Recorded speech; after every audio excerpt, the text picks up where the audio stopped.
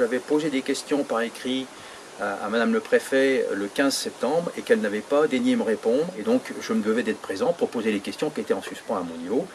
De bien préciser que notre action concernant cette arrivée de migrants se positionnait non pas vis-à-vis des migrants eux-mêmes qui eux sont des gens qui sont dans la détresse, mais notre action était bien dirigée vers le fait que l'État organisait, planifiait et finançait l'arrivée de migrants dans notre pays alors que ce sont des gens qui sont en situation irrégulière.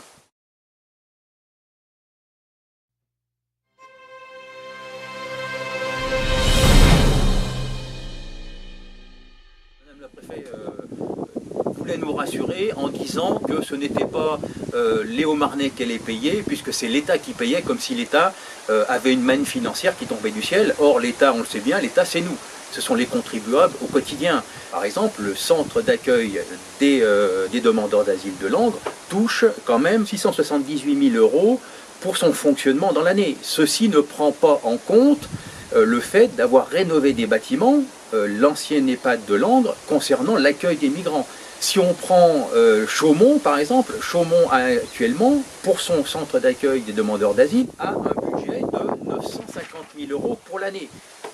On peut parler de la même chose concernant Saint-Dizier, bien qu'à Saint-Dizier, il y ait des problèmes puisqu'on n'arrive pas à avoir les chiffres. Et Madame le Préfet, ne connaissant pas ces dossiers, n'était pas en mesure, le jour de la réunion, de nous donner le prix que coûtaient ces mouvements de personnes. Il a fallu qu'on lui dise le tarif que ça coûtait, et d'ailleurs même les gens du CADA de Langres ont été surpris qu'on connaisse même ces chiffres. Voilà.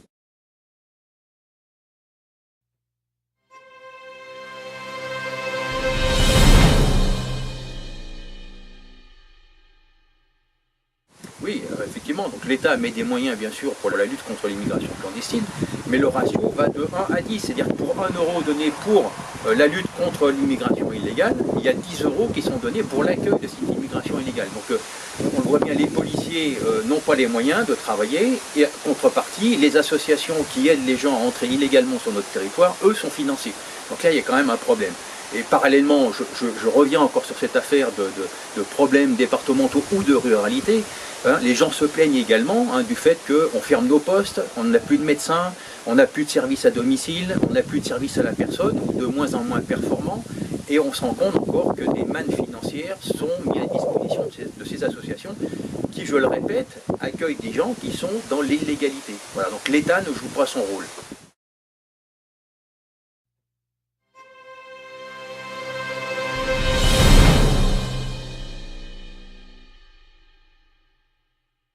Pour la très grande majorité d'entre eux, n'ont d'ailleurs pas de papier, on n'est pas sûr de leur identité, donc on ne sait pas réellement d'où ils viennent. On nous parle d'Afghans, de Soudanais, parfois d'une personne qui vient de Syrie, mais ceci dit, rien n'est sûr. Donc c'est par rapport à la parole de la personne, donc on n'a aucune possibilité de pouvoir vérifier ces dires. Donc effectivement, on peut aussi se poser des questions en termes de sécurité et de suivi de ces personnes, bien évidemment.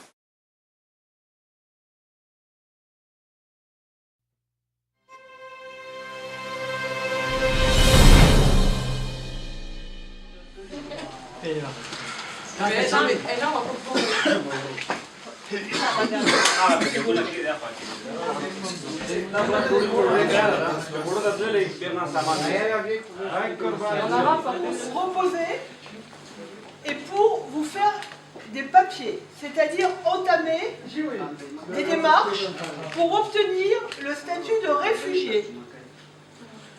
في هذا المكان من أجل أول شيء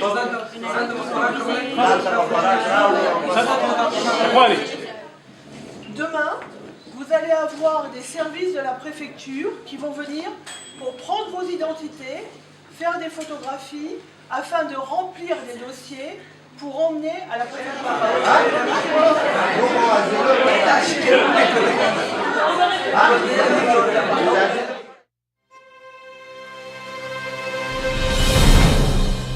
Il n'y a pas de perspective, puisque de toute façon, il n'y a pas de politique pour pouvoir arrêter cette migration. Alors évidemment que lorsque les gens sont dans la détresse, on peut les aider, et il faut les aider de façon convenable.